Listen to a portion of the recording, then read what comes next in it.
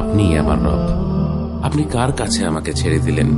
এমন অচেনা মানুষদের কাছে যারা আমার ক্ষতি করতে চায়, নাকি এমন শত্রুর কাছে যাকে আপনি আমার চেয়ে অধিক শক্তি দিয়েছেন? হে আল্লাহ, যদি আপনি আমার উপর রাগ না করে থাকেন তাহলে এর কিছুতে আমার কিছু আসে যায় না, কিন্তু আপনার আশ্রয় পেলে আমার পরিস্থিতি আরেকটু সহনীয় হবে। হে আল্লাহ, আমি আপনার চেহারার নূরের কাছে আশ্রয় চাই, যা সব অন্ধকারকে উজ্জ্বল করে দিয়েছে, যা দুনিয়া এবং আখিরাতের সব বিষয়ের সংশোধক।